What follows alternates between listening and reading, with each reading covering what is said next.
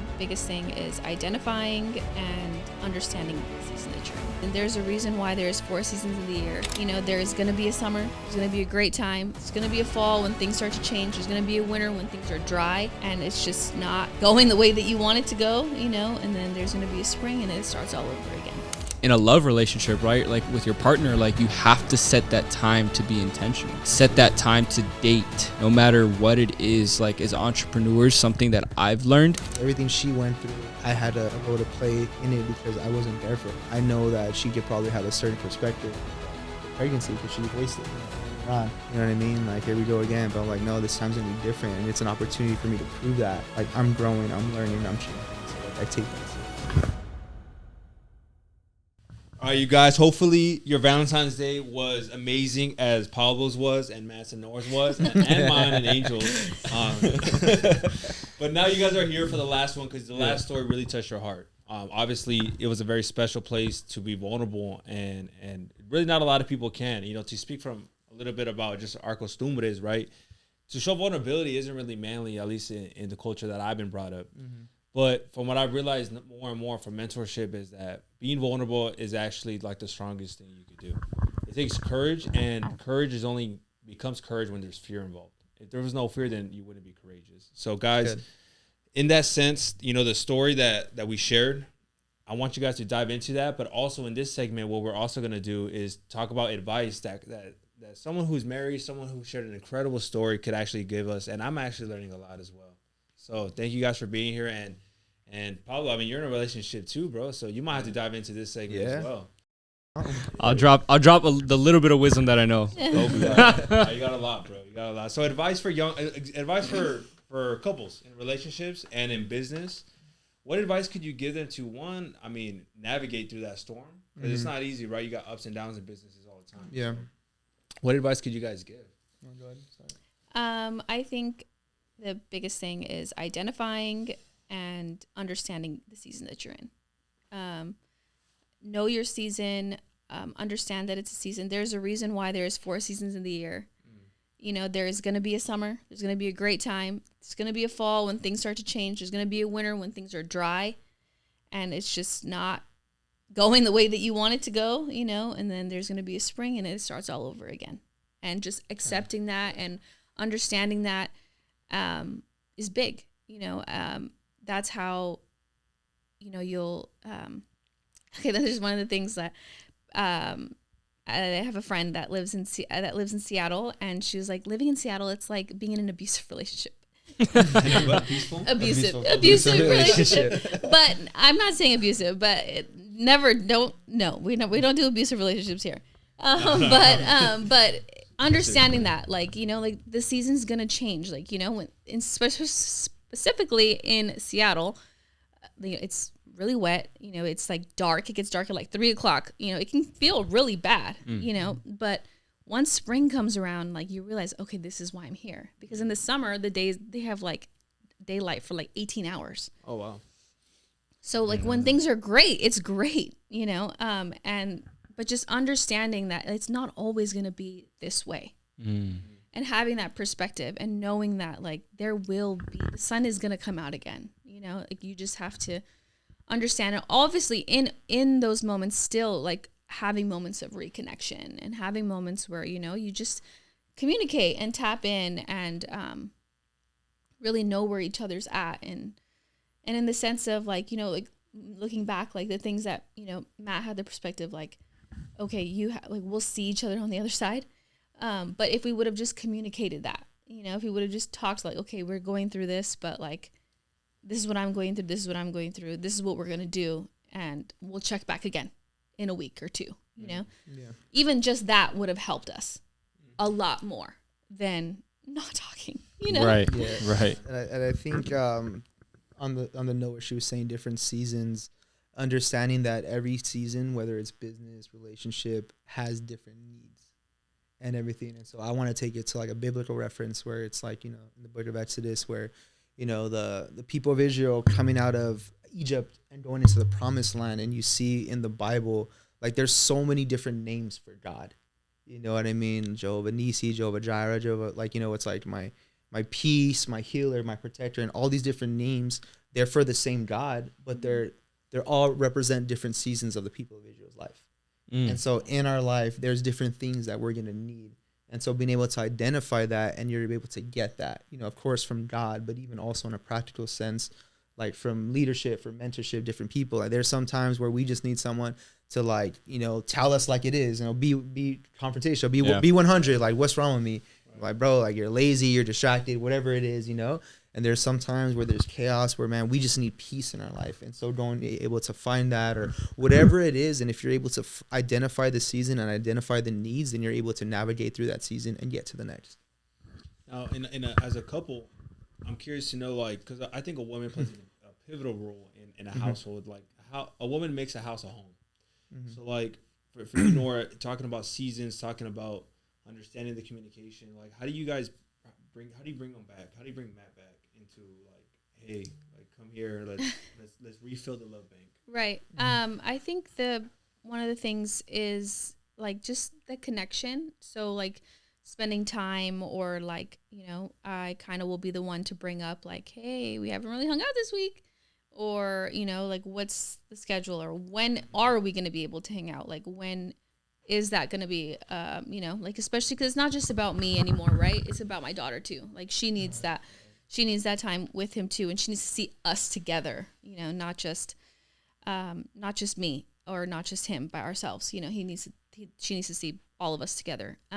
So I think that's the biggest thing that I try to do is, and then one of the things it also is, like, just, like, making sure that we eat together, like, little practical things.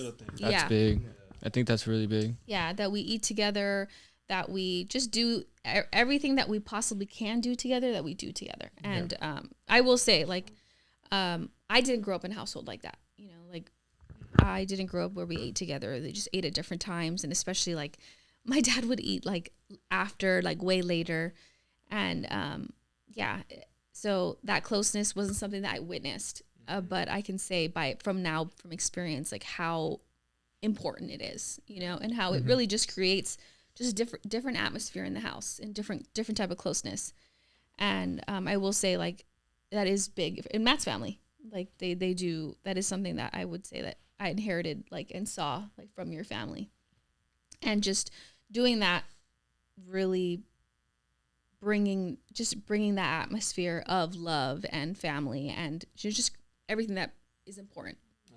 That's really big. Like, I know we both follow Ryan Pineda, right? And Ryan dropped a piece of content recently that said it doesn't matter what, but his goal is to be home by, like, 5 or 6 p.m.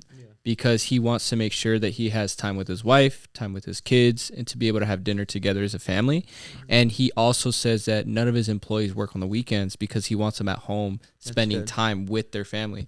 And I think setting those boundaries, let's talk a little bit about boundaries, because boundaries in a partnership, keep in mind, guys, like, throughout this entire podcast, I know we're talking about a relationship, but also a relationship, think about this with if you have business partners as well. Like, boundaries, like Armando and I have some boundaries, right? Like, me and Gabriella have boundaries. Like, me and Manny Soto have boundaries. Like, it's really important to set those boundaries.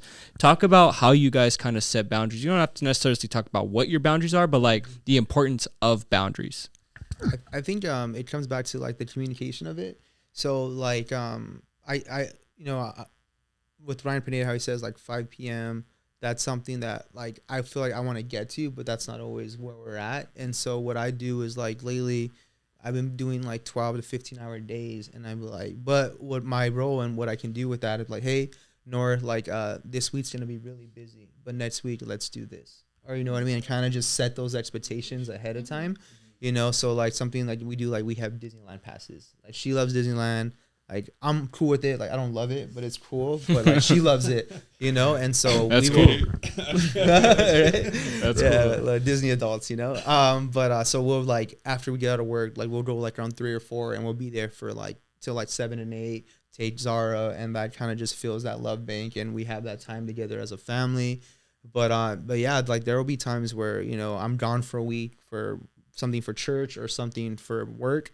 So that Saturday before, I'll be intentional where it's like, okay, like, let's go out, let's do this, let's go to the South Coast Plaza, let's walk around, let's spend time with Zara, and just stuff like that. Just being super intentional. I think intentionality is something that's big, especially like in a love relationship, right? Like with your partner, like you have to set that time to be intentional. Yeah. Right. Absolutely. Set that time to date, no matter what it is. Like as entrepreneurs, something that I've learned is that like, maybe I'm going to speak to the people that are not yet married for a second. Right. And Matt, please tap in on this from the male's perspective. And then I'd like for Nora to just chime in on it as well, is that a lot of times, like I'm guilty of it, right? Gabriella called me out in like last week, right? And I'm completely okay because I know that conflict created us to be closer, is that she was like, look, dude, like I know like we're in this fast. We're doing like a fast with our church. I know that, you know, it's the beginning of the year and you're diving all the way in on your business, but I feel like you've stopped dating me. You know, and a lot of times as entrepreneurs, like we could get so focused on just the business, just, you know, setting the goal, and we completely forget about one of the most important people in our lives, whether it's our girlfriend, boyfriend, or spouse, or whatever the case may be. And I think that continuing to date your significant other is something that's very big. I've heard it, and I've had the opportunity to like pick a lot of husbands' brains. Because I want to gain wisdom. And one of the things that the guys always tell me is just don't stop dating your chick, man. Mm-hmm. Don't stop dating your woman. Yeah. You know, bringing her flowers, doing the little things still, right? Those are things that I'm learning still. Like I struggle with that a lot, just the honest truth. So Matt, if you could kind of give some advice to men out there for a quick second on like what does that kind of mean? Like, can you kind of chime in on that a little bit? Yeah, I would say like once you find the right girl, like no matter how ambitious and how big your vision is, like once you have the right girl, like she's gonna help elevate that and take that to the next level. And so when you find success and you're growing, like you can just like put that to the side. You know what I mean? Because like I have the humility to say that like I wouldn't be where I'm at without Nora. You know, she's helped me with that. She's helped me with the vision. And so like you see a lot of these guys that they marry someone when they have nothing. They blow up and then they divorce their wife and marry someone half their age. You know what I mean? Like that stuff happens, you know, in all transparency. And that's but like in reality, the woman plays such a big role for any man's success. You know what I mean? Like the Bible talks about it in Proverbs. You know what I mean? Yeah. Talks about it a lot in Proverbs. And so like for me, like and transparency too, like I need to grow in that too. Like she really, like I would say, humanizes me, you know, sometimes, because I could be more like a machine and just keep going, and she'll be like, hey, you know, like have you talked to your parents, or have you talked to your grandma, or different people, and she helps me nurture my relationships. And so like I have to continue to be intentional to make sure like, hey, you know, like I'm spending time with her. And then it becomes a whole nother dynamic when it's we had our daughter, because she'll be like, hey, like we need to hang out. I'm like, what do you mean? We all just went to Disneyland, you know, but they'll be like, oh, well, that was with Zara, you know, but what about me? Yeah. And so it's a different type of time and a different type of conversation.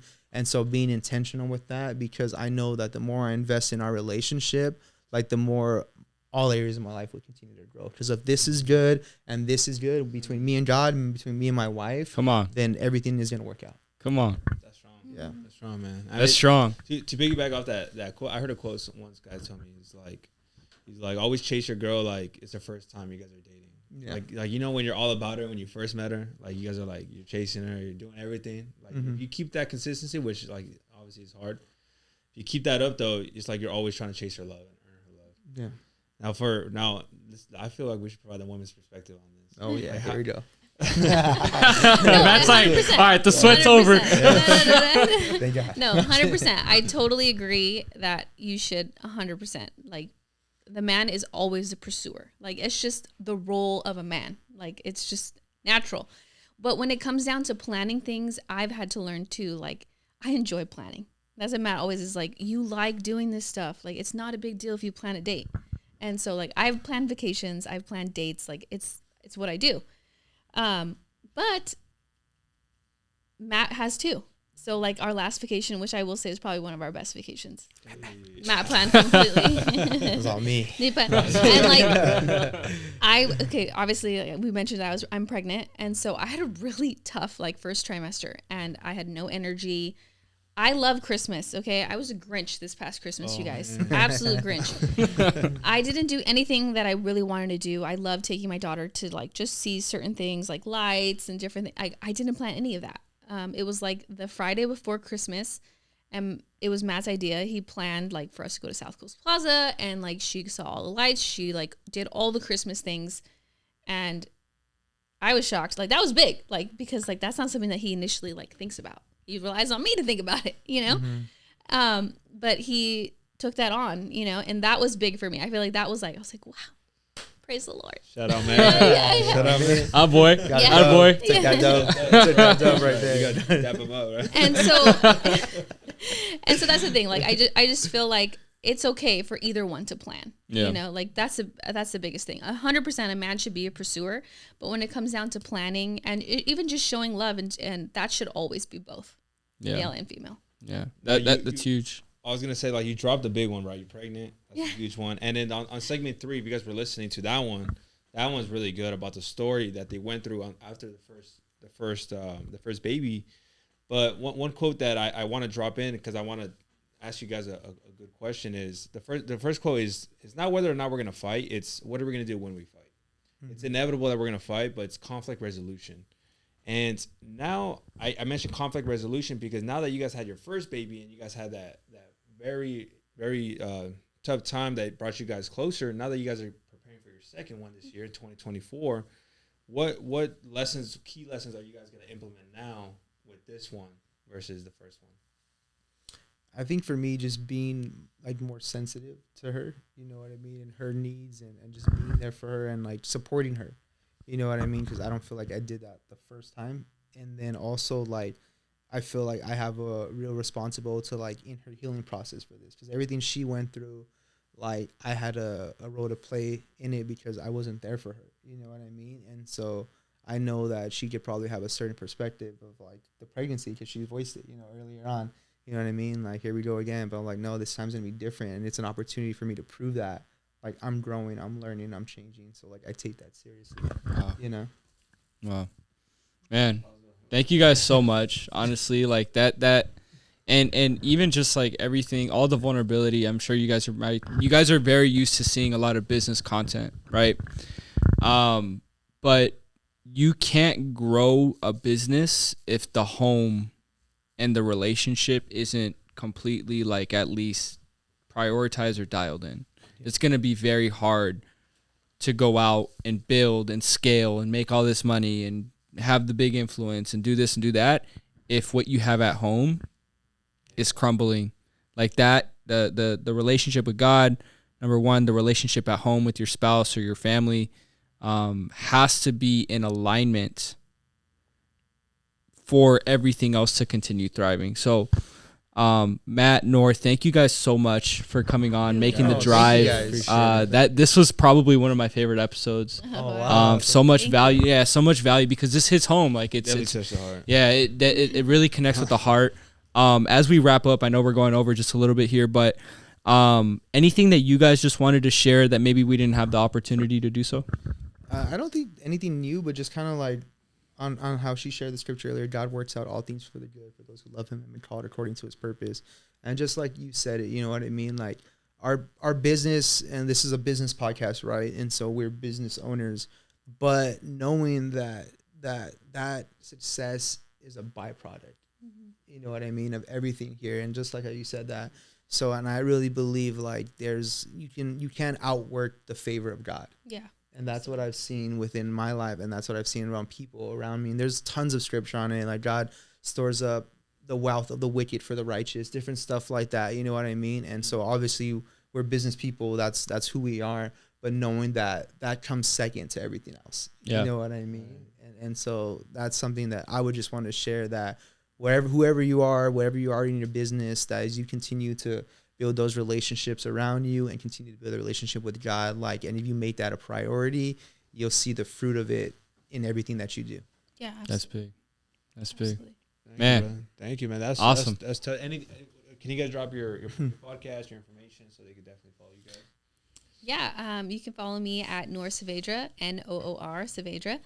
I'm on the Better Pod. You can catch me on Apple Podcasts and Spotify. follow me at Matt J. Saavedra on Instagram, and from there, because of my sales funnel, you'll find everything else. Keep it simple, right? You'll find it all. And we'll put all of their contact information down below. Make sure you guys give them a like, give them a follow, drop comments down in this podcast, share the other ones, listen to the other ones. But man, Armando, any closing thoughts, bro? It's Angel. My Valentine's Day is Angel, you guys. There it is. There it is, man. My Well, brothers. all right, guys. Well, we'll catch you guys on next week's episode where we're going to be sitting down with Cynthia Stopani and Adrian Laguna, two amazing entrepreneurs based out of Newport Beach that have an amazing story and have grown a huge business together across the United States. So super excited for that one. We'll catch you guys next week on Educate and Elevate. Peace. Dope.